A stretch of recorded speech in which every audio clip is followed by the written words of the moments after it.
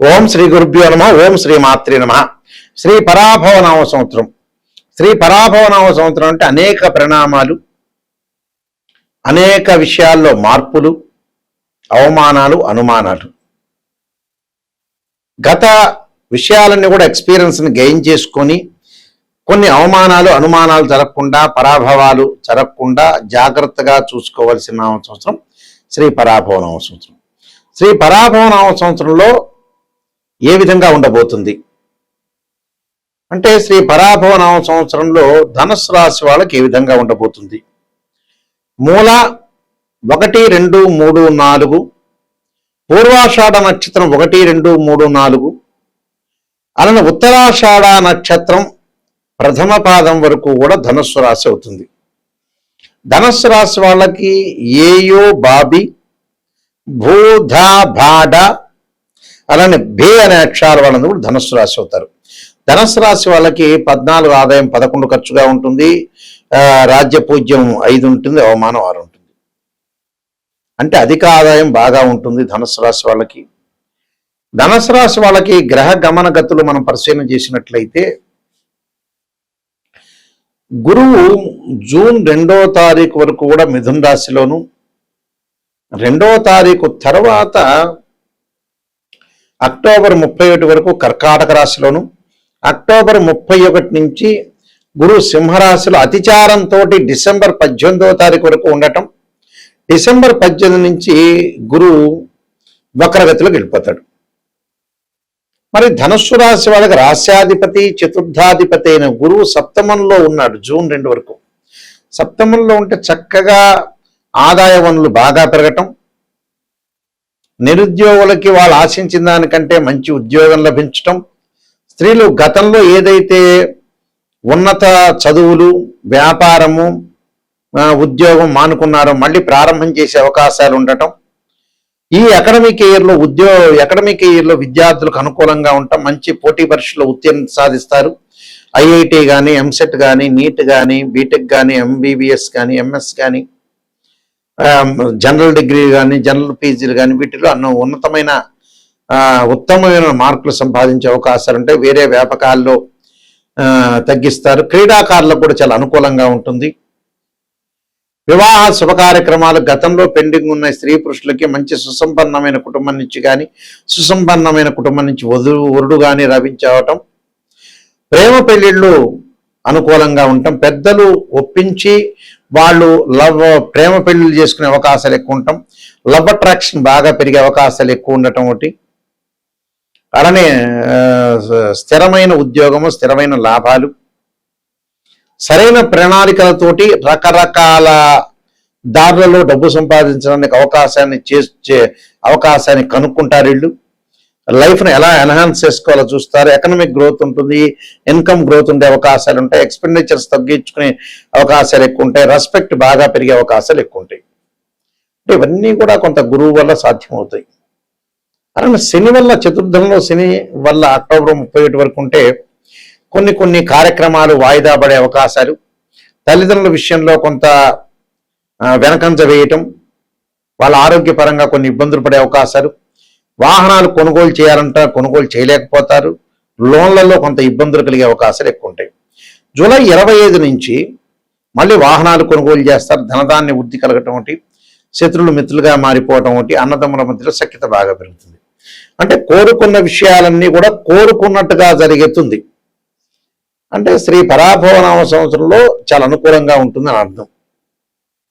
ఎందుకంటే ఇక్కడ గురువు శని వల్ల బాగున్నాడు, శుక్రుడు వల్ల శుభ కార్యక్రమాల నిర్వహణ, బంగారు ఆభరణాలు, వస్త్రాలు కొనుగోలు చేయటం, సుఖము సౌఖ్యము లాభించటం, స్త్రీ సౌఖ్యం లభించే అవకాశాలు, రవి వల్ల మంచి ఉద్యోగాలు లభించటం, బుధుడు వల్ల నూతన వ్యాపార విస్తరణ జరగటం, ఇలాంటి సంఘటన జరుగుతాయి. మరి రాహు వల్ల ఎలాంటి సంఘటన జరుగుతాయి?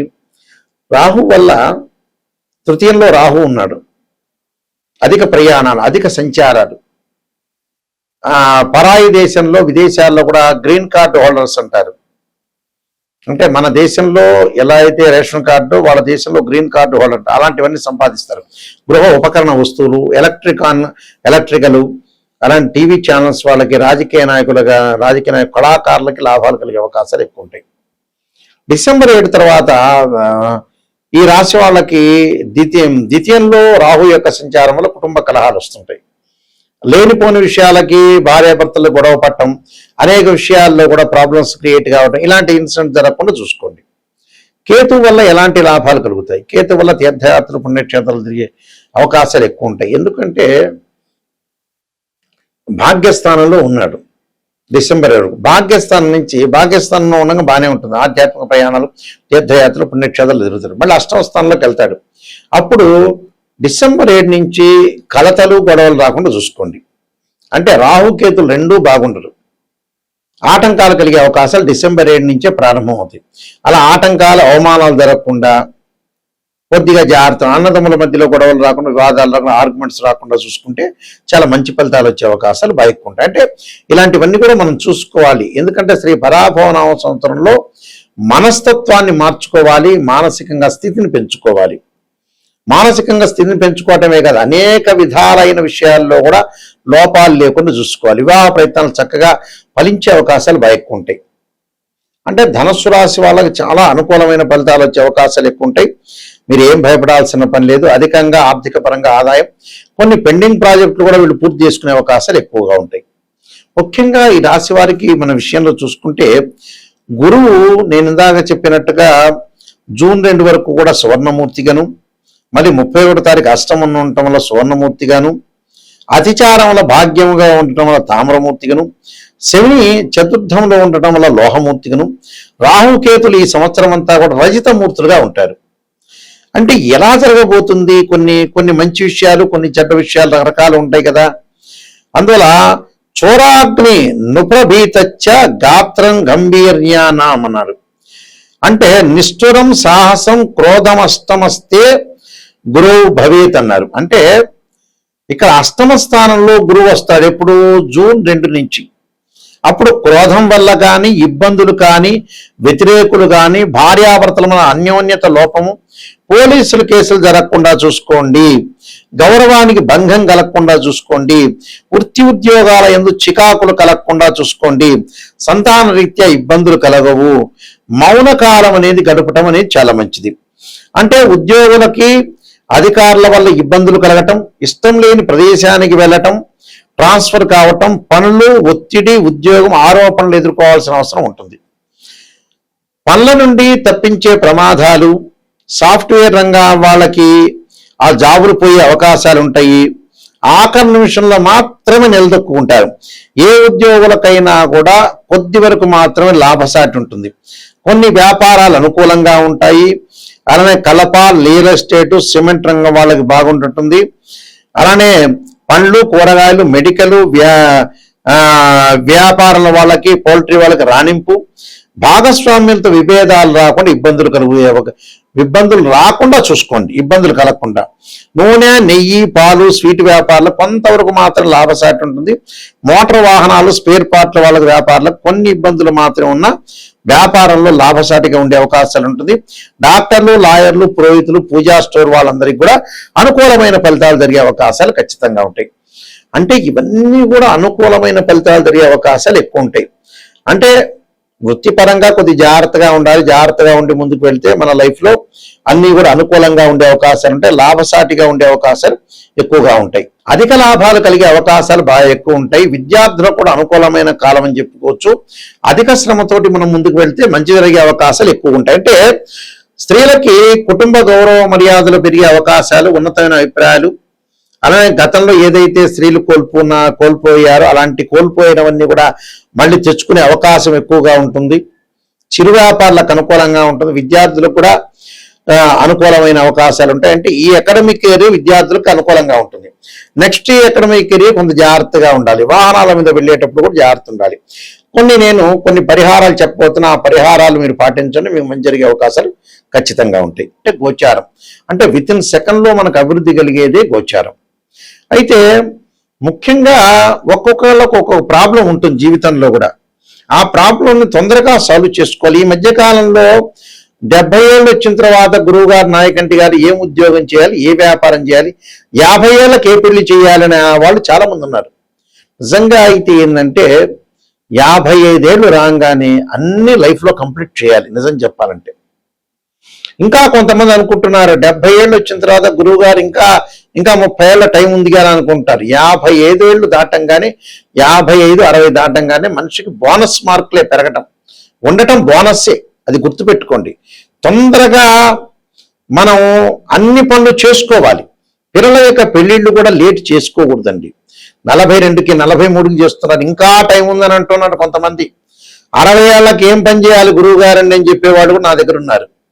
ఇలా కాదు, జీవితంలో ఎప్పుడు కూడా మైండ్ మెచ్యూరిటీ వాల్యూస్ ఉంటుంది. ఎంత చదువుకున్నా కూడా బ్రెయిన్లో 2 విషయాలు ఉంటాయి, 2 తీగలు లాంటివి ఉంటాయి, 2 లైన్స్ అంటారు. ఐఐటిలో ఎంటెక్ చేసిన, ఎంబీబీఎస్ ఎంఎస్ చేసిన ప్రాపంచిక జ్ఞానం తెలియదు కొంతమందికి. ప్రాపంచిక జ్ఞానం అంటే ఏంటంటే శ్రేయ లోపం పెరుగుట పెద్ద విద్య, లోపం ఎరిగిన వాడే పూర్ణుడవుతాడు. మనలో లోపాలను మనం సవరణ చేసుకోవడం చాలా ఇంపార్టెంట్. రాశి ఫలాలు చెప్పేటప్పుడు కూడా నెగిటివ్ చెప్పకూడదని అనుకుంటారు వీళ్ళు. నెగిటివ్ చెబితేనే మనకు కరెక్ట్ అని అర్థం. నెగిటివ్ చెప్తే, ఉన్న విషయాన్ని చెబితే మనం జాగ్రత్త పడే అవకాశం ఉంటుంది. ఒక డాక్టర్ని మనం అప్రోచ్ అవుతాం, ఒక ఆస్ట్రాలజర్ని అప్రోచ్ అవుతాం. ఒక డాక్టర్ని అప్రోచ్ అయిన తర్వాత అతను షుగర్ ఉంది అని చెబితే జాగ్రత్తగా దాన్ని ప్రికాషన్ తీసుకున్న టాబ్లెట్ వాడతాం. అంటే నెగిటివ్ అంటే ఎప్పుడు కూడా నిజాన్ని తెలుసుకోవటం చాలా మంచిది. నిజాన్ని తెలుసుకోలేదనుకోండి, జ్యోతిష్యుల దగ్గరికి అవసరం లేదు. పక్కన వాళ్ళతో కూడా అయ్యా కాసేపు మనం పొగడండి అంటే పొగుడుతాడు.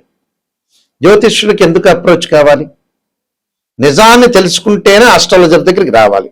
నిజం వద్దు, నేను తెలుసుకోలేను అంటే వదిలేయాలి. ఎందుకంటే నెగిటివ్ని తెలుసుకోండి. జీవితాన్ని సార్థకత చేసుకోవాలంటే చెడ్డ విషయం తెలుసుకోవాలి, మంచి విషయం తెలుసుకోవాలి. చెడ్డ విషయం తెలుసుకుని దాన్ని మార్పు చేసే రెమెడీస్, కొన్ని పరిహారాలు వచ్చాడున్నాయి ఈ దేశంలో. రోగం కాగానే ఎమ్మటి రోగం వస్తుంది కానీ భయపడి డాక్టర్ దగ్గర వెళ్లకుండా ఉంటావా? మరికొంతమంది ఇంకోటి ఏం చేస్తున్నారంటే, ఇంకో విషయాన్ని చాలా గమనించారు.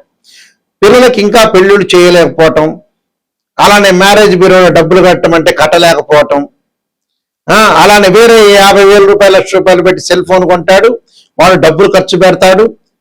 ఇన్ని రకాలు చేస్తుంటారు మనుషులు. ఒకవేళ పిసినార్తనం ఏమన్నా ఆనా పెళ్ళంట సినిమాలో కోటా శ్రీనివాసు లాగా పిసినార్తనం ఉంది, అలా లేదు. వేరే వాటిలో ఖర్చు పెట్టి, లగ్జరీకి వాటిలో ఖర్చు పెడుతుంటారు.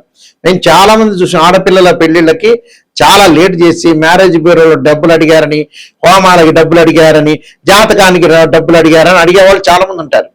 వాళ్ళు ఏం చేస్తారంటే, వీళ్ళందరికీ ఎవరికి కూడా కావలసిన పనికి ఇవ్వకుండా ఆటోమేటిక్గా 50,000, 1,00,000 రూపాయలు సెల్ ఫోన్ కొంటారు, వృధాగా ప్రయాణాలు చేస్తారు, వృధాగా తిరుగుతుంటారు వాళ్ళు.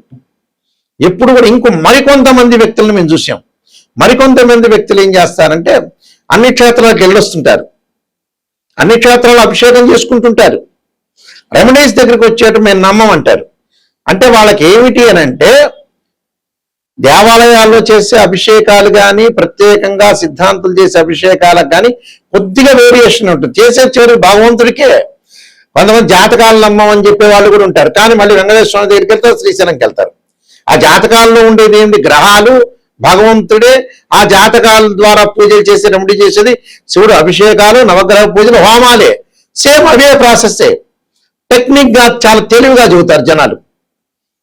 ఎందుకంటే నిజాన్ని తెలుసుకోండి. దీనివల్ల టెక్నికల్గా అసత్యంలోకి వెళ్ళారనుకో ఎవ్వడూ మోసపోయేది కాదు. మనం మోసం చేసుకున్నట్టే జీవితాన్ని. మనం అసత్య ధోరణిలో ఉన్నట్టే. నిజాన్ని గ్రహించడం నేర్చుకోండి. Brain values, brain maturity values ఎంత చదువుకున్నా కూడా తక్కువ ఉంటాయి మనిషికి. దాన్ని పెంపొందించుకుంటేనే మనం డెవలప్మెంట్ అయ్యే అవకాశం ఉంటుంది. ఫాస్ట్ మూమెంట్గా 55 ఏళ్ళు కాగానే అన్ని పిల్లలకు సెట్ చేయాలి.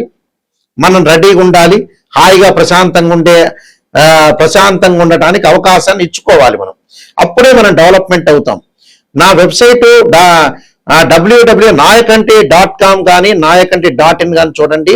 నేను కాలసర్పయోగము, కాలసర్పయోగ చంద్రిక, రాహుకేతుడు, ఛాయాగ్రహాలు, స్వప్న శాస్త్రము, సర్వదేవతా గోత్ర ఫలాలు పార్ట్ 1, పార్ట్ 2, అలానే పుత్ర గణపతి వ్రతము, జాతక చంద్రిక, వివాహ మార్తాండము, ప్రొడక్షన్ ఆఫ్ ఆస్ట్రాలజీ, బృహత్ పరిహార సింధు, అలానే దశమహావిద్యలకు నవగ్రహ స్తోత్ర పారణాలు, అలానే దేవాలయం ప్రతిష్టకు సంబంధించిన గ్రంథాలు, ఇలాంటివన్నీ కూడా నేను రాశాను. క్లియర్గా చూడండి. నిజాన్ని తెలుసుకునే వాళ్ళు మాత్రమే మాకు ఫోన్ చేయండి. అబద్ధం తెలుసుకునే వాళ్ళు ఎందుకు పాపం జ్యోతిష్యులను సంప్రదించటం? నిజాన్ని తెలుసుకోవాలి. ఈ గురువు గారి దగ్గర నేను బాగుపడాలి, నా లైఫ్ అనేది బాగుండాలి, నేను ఖచ్చితంగా 100% బాగుండాలంటే ఫ్రీ వీల్ అంటారు, మన చేతుల్లోనే ఉంటుంది. ఇలాంటి విషయాలన్నీ కూడా గమనించండి.